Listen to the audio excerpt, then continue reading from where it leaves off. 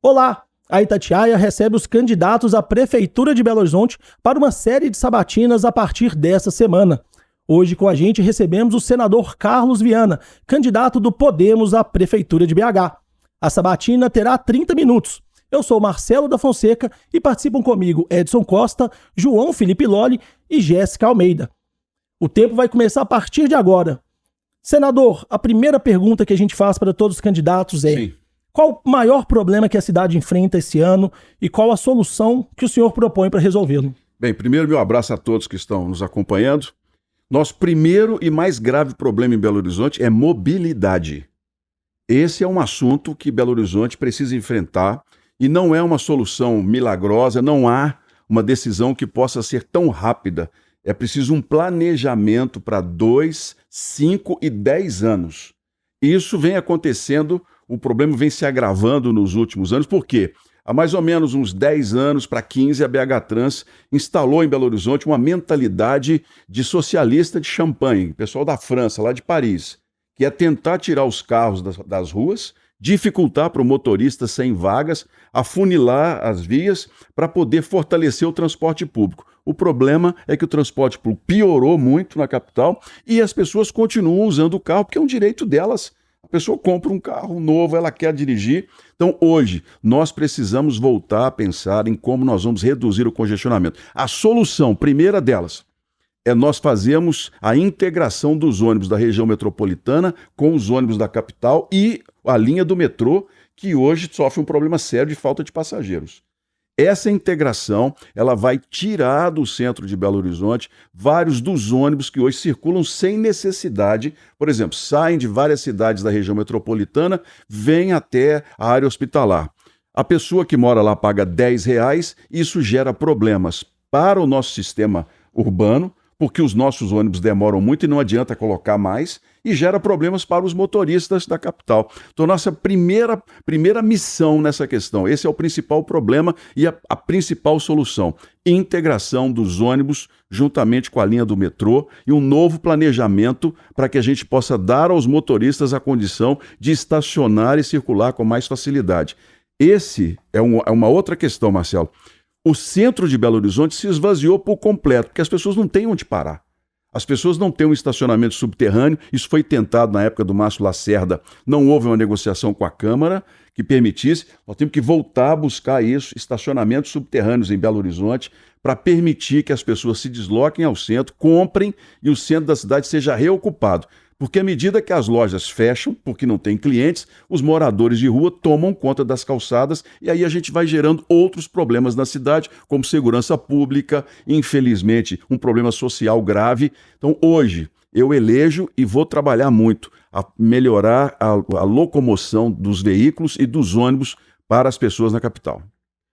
Candidato, bem-vindo às sabatinas da Itatiaia. Nós vamos voltar depois nesse assunto mobilidade urbana, porque ele é muito importante nessa campanha, mas voltando um pouco na cronologia dos assuntos mais recentes, vamos falar sobre a sua definição do vice na chapa. Inicialmente, chegou a haver a nomeação de um empresário, em seguida, o senhor chegou a anunciar uma líder comunitária, Kika da Serra, e em sequência, o partido acabou anunciando outro nome, o nome de Renata Rosa, que é inclusive o que está registrado no TSE. Houve uma divergência interna, o que está aparentando no momento. Queria que o senhor dissesse o que ficou definido de fato, como vai ser quem vai ser a vice da sua chapa. Bem, houve uma divergência que já está pacificada.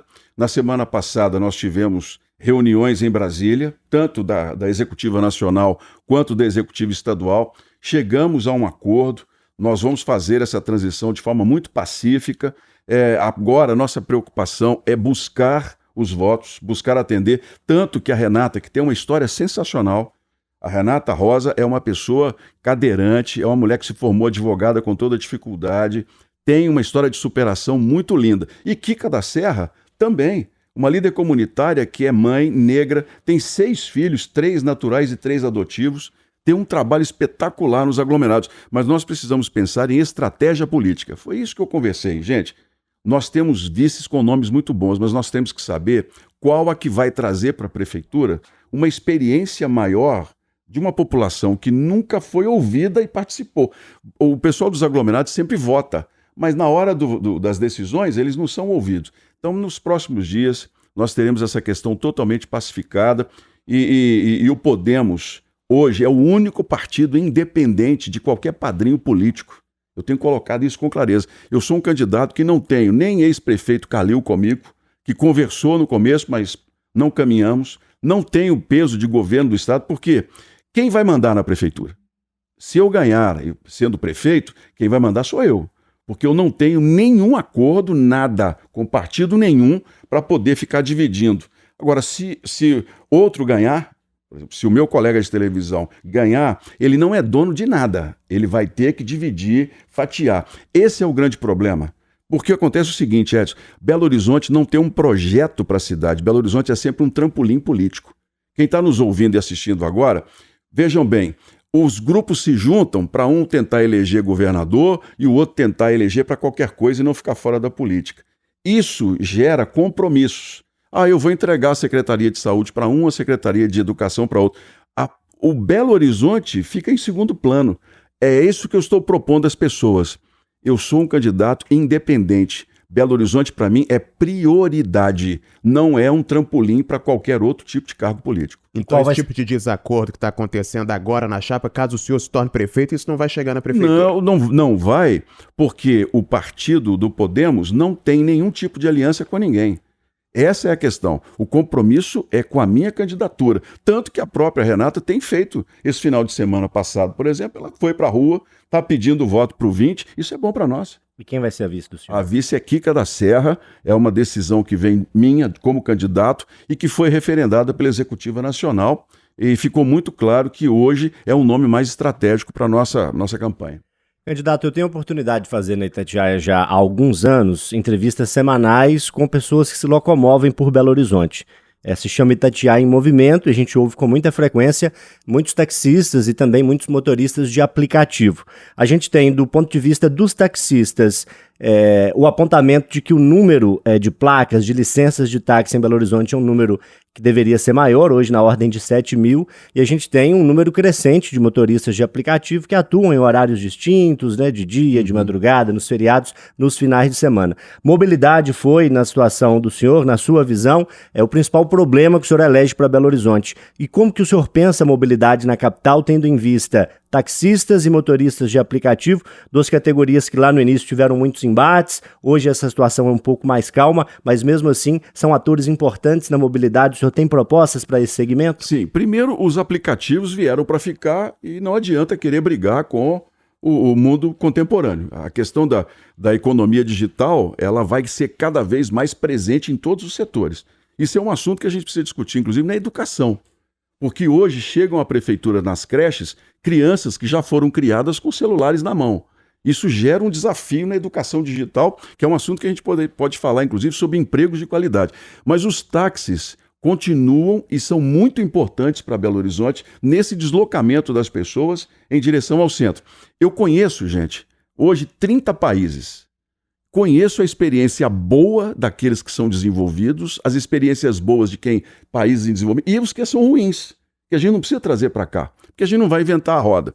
Os táxis de Belo Horizonte precisam de um novo projeto para que eles possam ampliar o atendimento. Primeira coisa, um bom aplicativo que a própria prefeitura pode ajudar a criar para que eles tenham condições de se deslocar com mais rapidez e ter mais passageiros. Segundo caso, nós precisamos para os taxistas, e aqui eu vou pedir atenção a eles que estão nos ouvindo, nós precisamos para os taxistas de um veículo específico em que eles possam levar mais pessoas. Vou trazer a experiência de Londres, que é muito boa. Londres tem uma minivan, que já é muito tradicional há muito tempo, tem um formato bem específico lá da cidade, mas é o motorista e atrás ele leva 6 passageiros. Tem o banco comum e outros 3 logo atrás dele numa plataforma.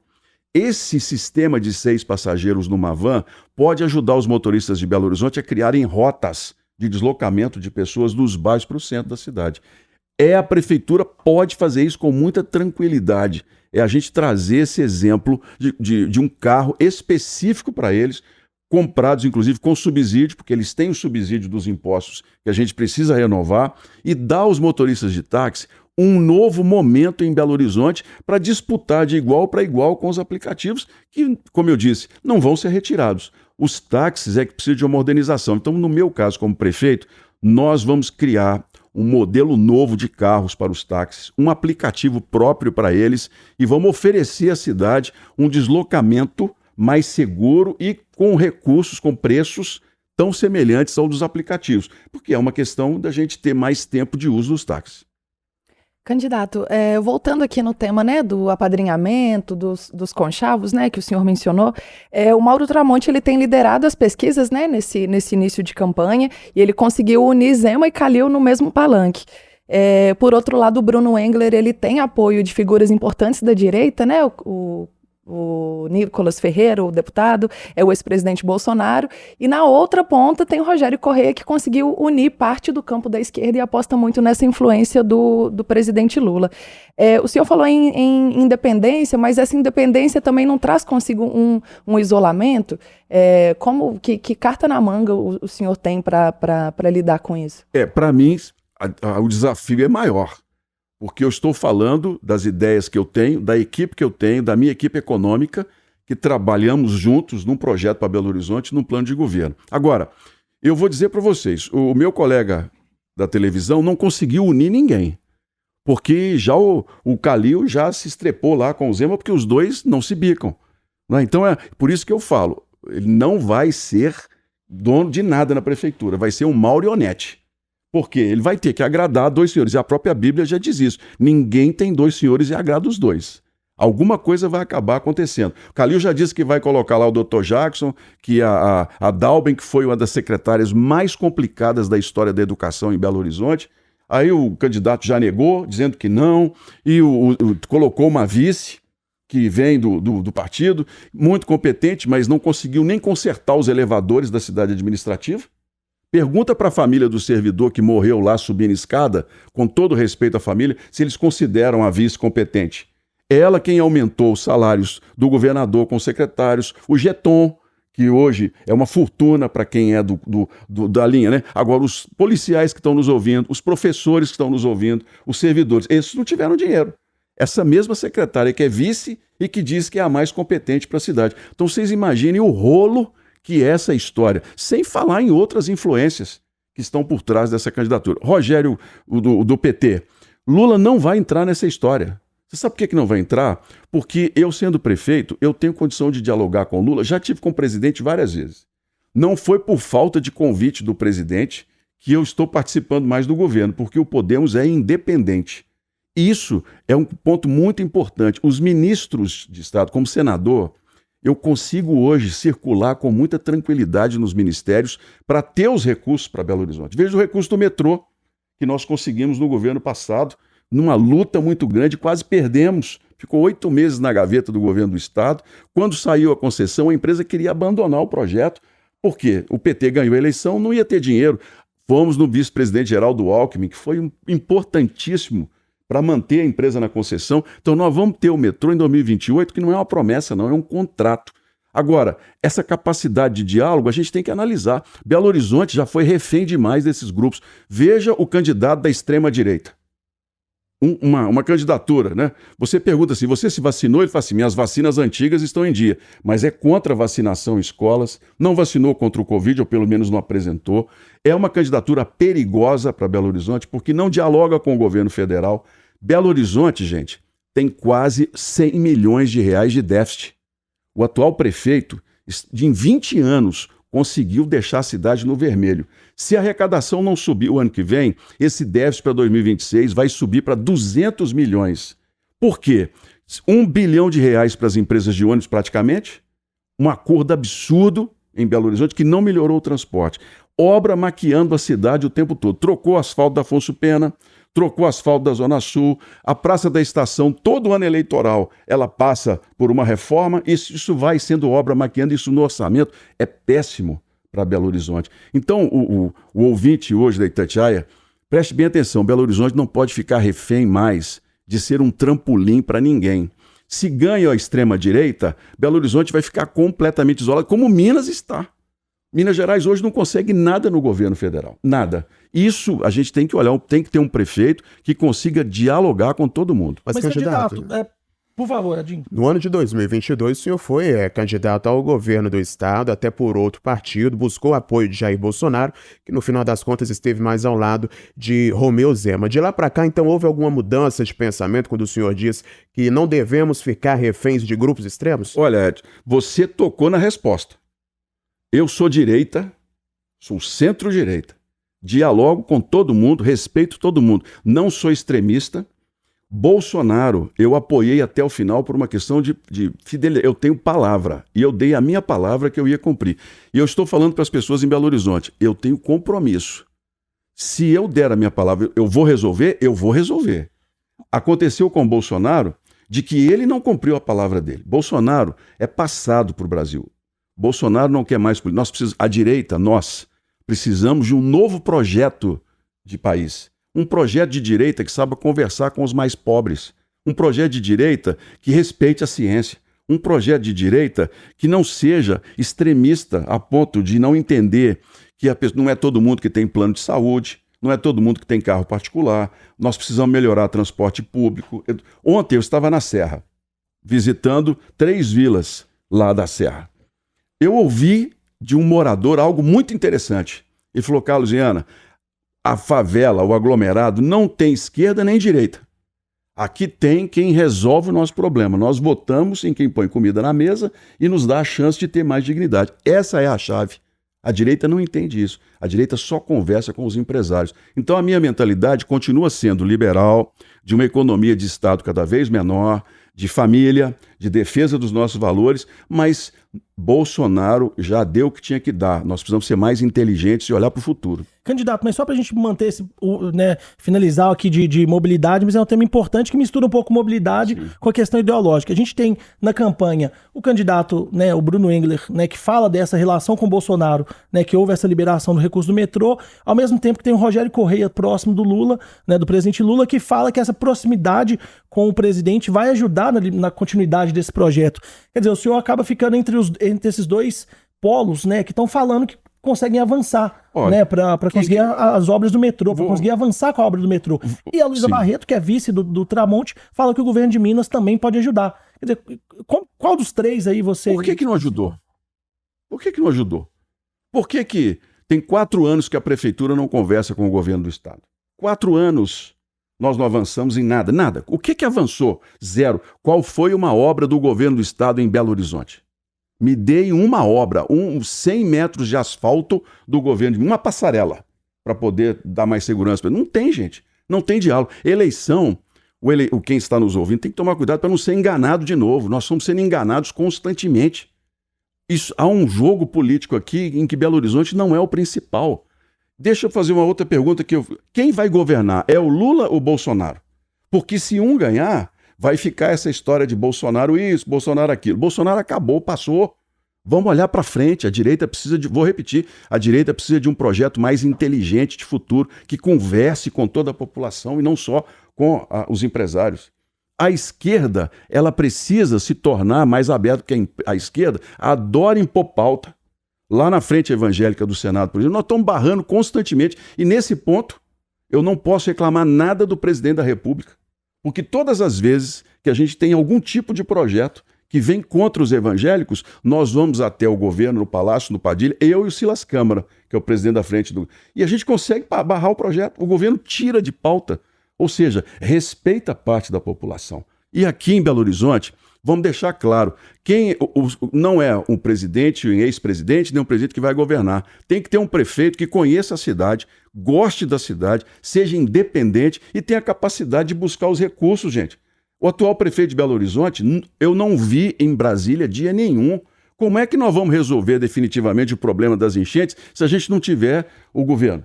Candidato, é justamente sobre a questão das chuvas que eu quero perguntá-lo, porque é um dos grandes problemas de Belo Horizonte. A gente tem na capital pelo menos 60 áreas de encostas que representam risco para milhares de pessoas e alguns pontos de Belo Horizonte com problemas crônicos de enchentes. O entorno da Avenida Tereza Cristina, a Avenida Vilarinho, no vetor norte da cidade, ainda no norte ali o entorno do Onça. Nós temos Na região Centro-Sul, né, a Avenida Prudente de Moraes também como sendo palco de problemas envolvendo as enchentes. Existem obras em andamento na cidade e nós aqui da Itatiaia, percorrendo Belo Horizonte, ouvimos de moradores algumas melhoras, mas ao mesmo tempo muito precisa ser feito. Dessas obras que estão em andamento, feitas por gestões municipais anteriores, algumas ainda inconclusas, o senhor vai terminá-las? O senhor enxerga a necessidade de uma nova grande obra para resolver, por exemplo, o problema na Prudente de Moraes, que até o momento não tem uma solução?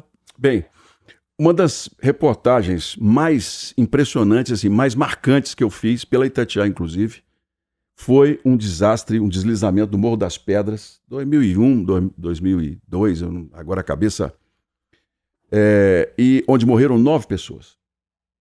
Depois da morte daquela família, Belo Horizonte criou um sistema que é hoje modelo e foi premiado, inclusive pelas Nações Unidas, de prevenção. Os moradores foram treinados como voluntários e hoje, nas áreas informais da cidade, nós não temos mortes. Por quê? A prefeitura olhou e deu soluções. O nosso problema está na cidade formal. Obras, toda vez que inunda, fala assim, vai ter que ter R$1 bilhão. Belo Horizonte não suporta isso. Nós precisamos buscar alternativas. A água que hoje escorre rapidamente pelo asfalto tem que ser contida. Para isso existem soluções que nós podemos implementar junto com a Universidade Federal de Minas Gerais.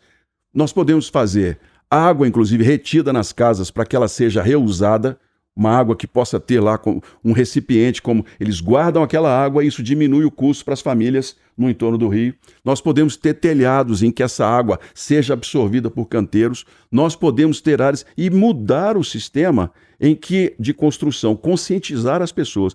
Nós temos que diminuir o fluxo dessa água na chegada do rio. Outro ponto importante, as bacias, que começaram lá atrás, que não é desse prefeito. Vamos deixar isso claro que o atual prefeito abre a boca. Isso começou lá atrás. As bacias são fundamentais para a gente controlar esse fluxo e nós vamos terminar e vamos ampliar. Nós temos que fazer uma no final da Tereza Cristina, ali na Via Expressa, no Calafate. Ali é fundamental. Já tem uma sendo feita na região do Barreiro. O que for bom de obra, gente, nós vamos dar sequência. Agora, obra que está maquiando a cidade, nós vamos parar. Mas essas obras dependem de recurso federal? Dependem muito. Se Belo Horizonte já tem quase 100 milhões de déficit, nós vamos buscar recurso aonde? Para poder fazer elevados. Por exemplo, nós precisamos de uma trincheira na Nossa Senhora do Carmo, com Cristóvão Colombo e contorno. Aquela região a gente pode abrir para os prédios serem construídos, prédios de luxo, os prédios que foram para Nova Lima, porque Belo Horizonte tratou os empreendedores como inimigos. Esses empreendedores, como já foi em Betim, que é uma experiência muito boa, podem ser parceiros da prefeitura para fazermos essa obra de trincheiras em vários pontos da cidade. Mas não dá para fazer em tudo. Para isso, se nós quisermos fazer novos elevados, se a gente quiser fazer novas trincheiras, que é a saída para Belo Horizonte, nós precisamos de financiamento do Ministério das Cidades. Tem que ir em Brasília, colocar o recurso, porque está lá, está concentrando cada vez mais em Brasília. Se tem um prefeito da extrema-direita, não vai negociar, Belo Horizonte vai continuar atrasado. Ah, mas tem um outro que está lá com um tanto de gente junto. Também não tem diálogo, não vai ter. O governador não tem diálogo com o governo federal. Nós não estamos conseguindo resolver o problema da dívida de Minas. Por quê? Primeiro dia de reeleito, ele se lançou presidente da República, candidato. Isso é uma inexperiência política gigante. Porque nós sabemos que a política... Vamos lembrar do tempo do ex-governador Aécio e da Dilma Rousseff. A 381, se tem 65 quilômetros duplicados aqui de Caeté até um determinado ponto, foi luta nossa. Agora, a 381 já tinha que estar duplicada há muito tempo. Mas é esse grupo político contrário que é o problema. O trampolim que Belo Horizonte é. É o que eu falo para quem está nos ouvindo. Cuidado, vamos parar de ser enganados. Belo Horizonte tem que ser o centro da atenção. Belo Horizonte, para mim, é o centro das minhas decisões. Eu não estou preocupado em ser governador, em ser presidente. Eu quero ser prefeito de Belo Horizonte. E estou fazendo a minha parte. Gente, nós podemos melhorar a cidade com soluções inteligentes. Quem conhece a cidade? Candidato, da pandemia para cá, o número de pessoas em situação de rua tem aumentado, né? Um problema crítico na cidade. Que tipo de propostas o senhor tem para lidar com esse desafio do número de pessoas em situação de rua que só cresce, das pessoas que às vezes não conseguem sair da rua? Que tipo de proposta o senhor tem para esse grupo de pessoas? Obrigado, Jess. Boa pergunta. Primeira coisa, o morador de rua tem que ser visto como um ser humano que está precisando de um determinado tipo de ajuda. Não é uma questão policial, como muita gente fala, tem que botar a polícia e a guarda municipal. Não é isso. É uma pessoa que está ali que precisa de um determinado atendimento. Segundo, no centro de Belo Horizonte, quanto mais as lojas fecham, porque quem anda por Belo Horizonte sabe do que eu estou falando, mais moradores de rua atrai. Aí vai só diminuindo o interesse em abrir loja no centro. A questão da violência impacta nas nossas ocorrências. Uma mulher que sai hoje, vai a um teatro, a um cinema, vai parar um carro, está lá lotado de morador de rua. Constantemente a gente tem denúncia, essa mulher é achacada, extorquida. Não, se não deixar aqui, aí arromba carro. Isso vai gerando um sentimento de insegurança muito ruim em Belo Horizonte. Outro ponto, muitos voluntários, igrejas, centros espíritas, pessoas que saem de casa com boa vontade, distribuindo comida. Vai ali na praça, aqui na Praça da Lagoinha, que vocês vão saber o que eu estou falando. Chega Praça um, do Peixe. Praça do Peixe. Chega um, dá a comida, o pessoal come. Aí daqui a pouquinho chega outro. Aí o sujeito pega a carne e joga o resto da comida fora. Quem passa lá 10 horas da noite, 11 horas da noite, tá tudo imundo. É assim na Guaicurus, é assim na Santos Dumont, é assim em vários pontos da Rua da Bahia. A gente precisa, primeiro passo, chamar esses voluntários, conversar com eles, para que eles distribuam esse alimento, que é muito importante para nós esse trabalho. A prefeitura tem que ajudar, mas distribuir esse alimento em locais onde a prefeitura possa fazer o atendimento. Onde a pessoa seja chamada, o morador de rua vai lá, nós vamos saber quem é ele, o que ele precisa e como a gente vai agir. Porque hoje virou uma confusão. Candidato, o projeto Polo de Cidadania da UFMG estima em aproximadamente 10 mil pessoas em situação de rua na capital, números que muitos consideram trânsito, até... né? Tem um trânsito grande. Números que muita gente aponta como subestimados, né? E a prefeitura tem cerca de 2.000 vagas, né, em abrigos, das quais menos de 1.000 são para permanência durante a noite, para um abrigamento mais longo. As outras vagas envolvem ali o banho, uma refeição, a pessoa entra e sai daquele abrigo no mesmo dia. Investir em mais vagas, em mais abrigos é um caminho? E inclusive... Belo Horizonte tem dezenas de imóveis fechados que pertencem à União e que a União quer repassar para a Prefeitura. Isso significa custo. Mas, por exemplo, vamos fazer um acordo com o terceiro setor de determinada área, uma igreja, um centro espírita, uma ONG. Olha aqui, esse terreno, essa área, esse local é de vocês. Vocês vão fazer o atendimento aqui. Tem que ter um psicólogo, um assistente social e vocês têm que informar para a Prefeitura quem são essas pessoas. Agora, não vamos distribuir comida na rua mais. Vamos chamar essa consciência. A prefeitura tem que ajudar a organizar. Porque se não fizer isso, nós vamos, cada dia que passa, vendo a cidade ser palco de abandono. Hoje, o que Belo Horizonte mais tem é loja para ser alugada, porque ninguém quer mais investir. Belo Horizonte tratou os empreendedores como inimigos nessa história. Vou dar uma ideia aqui sobre economia. Por que nós temos que pagar o aluguel de um prédio de luxo ali na Augusto de Lima, onde era um hotel? A prefeitura paga uma fortuna de aluguel. Tem o prédio da Faculdade de Engenharia que está vazio e que pode passar para a gente fazer o centro administrativo ali. Se eu vou tirar o centro administrativo, vou levar para a região da Praça da Estação. Eu quero recuperar aquela área, quero entregar aquela área iluminada, segura, com a gastronomia, com festas, com shows. Quero criar a possibilidade que as pessoas circulem da Praça da Estação com toda a segurança. Nós temos aquele casarão da Baronesa, que é praticamente subutilizado, que é um casarão histórico de Belo Horizonte. Nós temos aquela área toda que precisa ser abraçada na cidade, junto com a Sapucaí, o viaduto da Floresta. Para quê? As pessoas possam andar à noite, que os jovens possam ter um lugar de ir com tranquilidade, se divertir. O único lugar de Belo Horizonte que a gente pode fazer uma BH 24 horas no estilo da Lapa do Rio é a região da Guaicurus. Passa lá 10 horas da noite para você ver a imundície que é um lugar que é parte histórica de Belo Horizonte. A gente precisa começar a pensar em aproveitar. E a prefeitura tem que ser o grande vetor disso, gente. Candidato, a gente está entrando já no minuto final da sabatina, mas um tema mais factual do dia, né? Uma dúvida que está gerando no meio político ainda em relação à escolha do vice. O senhor mantém a Kika da Serra como a escolha e o partido, né, defende a Renata Rosa. Como que fica a questão do fundo eleitoral? Isso pode gerar algum problema na destinação do fundo eleitoral? Pode atrapalhar a campanha? Não, porque o CNPJ do prefeito é diferente da vice. Então a vice pode receber os recursos para destinar, por exemplo, aos partidos aliados e eu receber a minha para o meu próprio uso de campanha. Esse é um assunto que o partido vai definir nos próximos dias, porque a gente não sabe nem direito ainda quanto nós teremos disponíveis dentro do país todo. E aqui, nesse encerramento, eu quero conversar com as mães, aproveitar que têm filhos e filhas nas escolas municipais. Gente, eu quero criar o ciclo completo da educação. do básico até o ensino médio. A prefeitura, eu sendo prefeito, nós vamos assumir o ensino médio em Belo Horizonte, vamos melhorar os salários dos professores e vamos criar esse ciclo completo para o aluno da prefeitura. Hoje sai com 5,6 e sai lá no ensino médio com 4,3. A gente evolui. Nós vamos fazer isso. E a mãe, nós vamos criar o Cartão do Povo. O que é isso? É um aplicativo em que as mães vão poder acompanhar o que está acontecendo com os filhos e filhas nas escolas, exatamente como as mães das escolas particulares. A prefeitura vai disponibilizar câmeras e toda a possibilidade que as mães saibam o que foi a merenda, como é que está dentro da escola, a questão da segurança. A gente vai fazer com que o bairro do pobre tenha as mesmas coisas dos bairros do ricos em Belo Horizonte. Candidato Carlos Viana, muito obrigado pela presença. Agradeço também aos jornalistas Edson Costa, João Felipe Lolli e Jéssica Almeida. Muito obrigado. Obrigado a vocês e vamos em frente, BH merece.